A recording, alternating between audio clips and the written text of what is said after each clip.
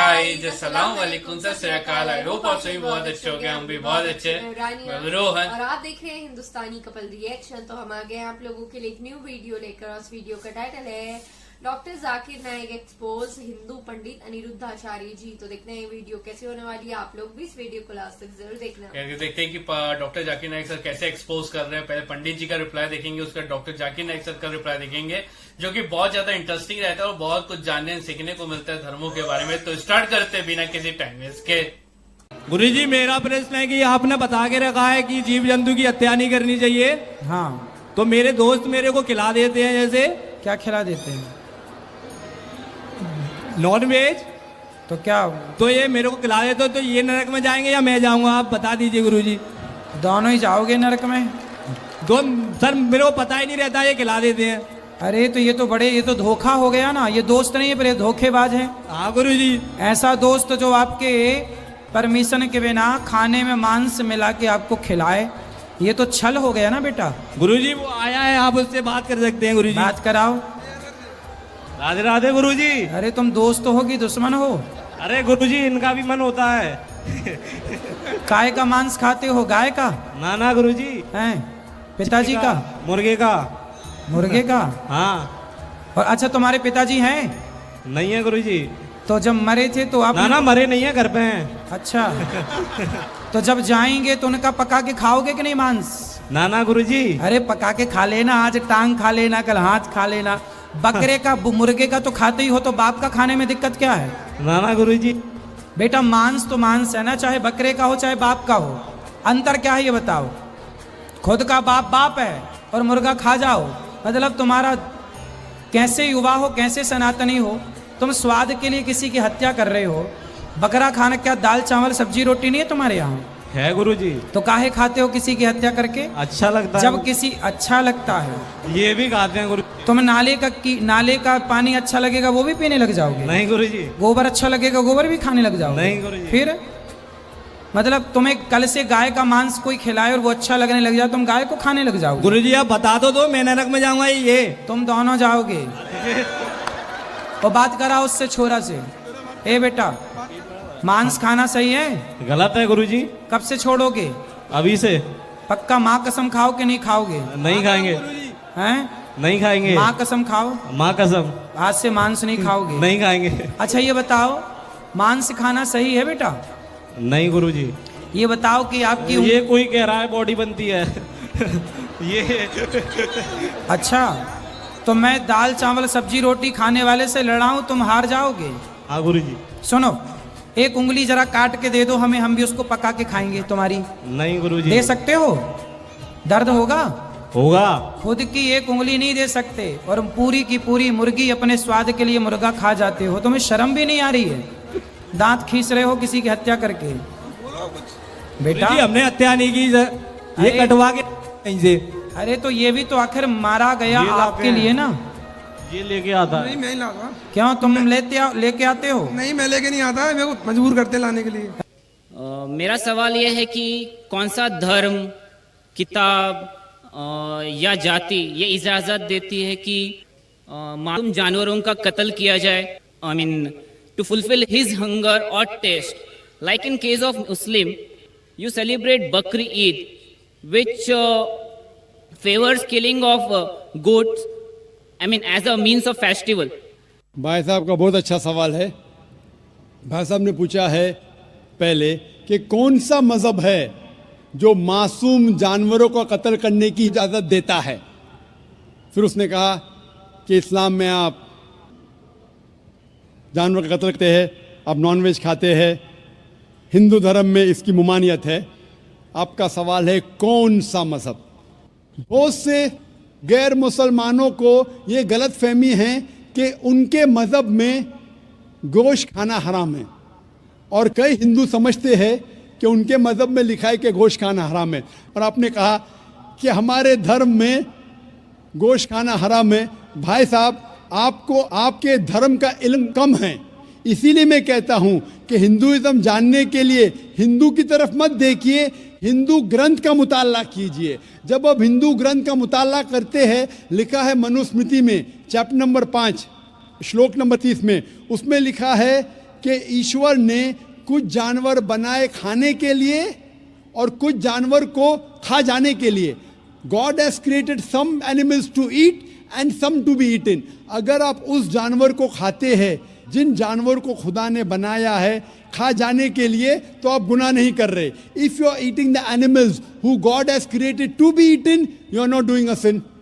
आगे जब पढ़ते लिखा है मनुस्मृति में चैप्टर नंबर 5 में अध्याय नंबर 5 में मंत्र नंबर 40 में कि खुदा ने कुछ जानवर बनाए हैं कुर्बानी के लिए। अगर आप कुर्बानी में जानवर का कत्ल करते हैं तो आप गुनाह नहीं करते। आगे लिखा है मनुस्मृति में चैप्टर नंबर 5 मंत्र नंबर 41 में कि जानवर का कत्ल करना जो जानवर खाने के लिए बनाए गए हैं वो गुनाह नहीं है। इसी तरीके से कई जगह वेद में लिखा है कि ऋषि गोश्त खाते थे, जानवर को खाते थे।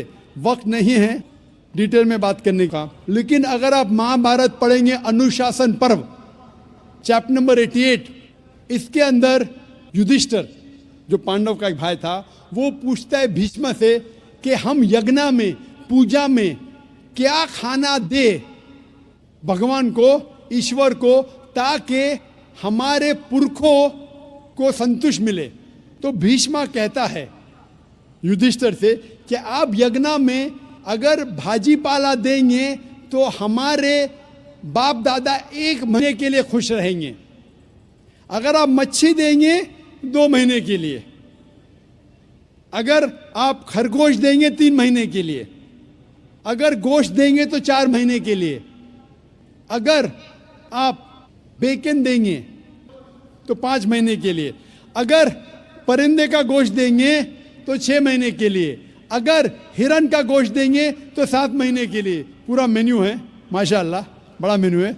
उसके आगे लिखा है अगर आप गाय देंगे तो पूरे 1 साल के लिए हमारे बाप दादा संतुष्ट रहेंगे।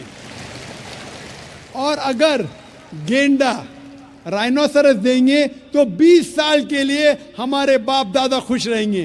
पूरा मेन्यू है। क्या चाहते हैं बोलो? मच्छी, खरगोश, क्या चाहते हैं बोलो? ये आपके ग्रंथ में लिखा है, मेरे ग्रंथ में नहीं।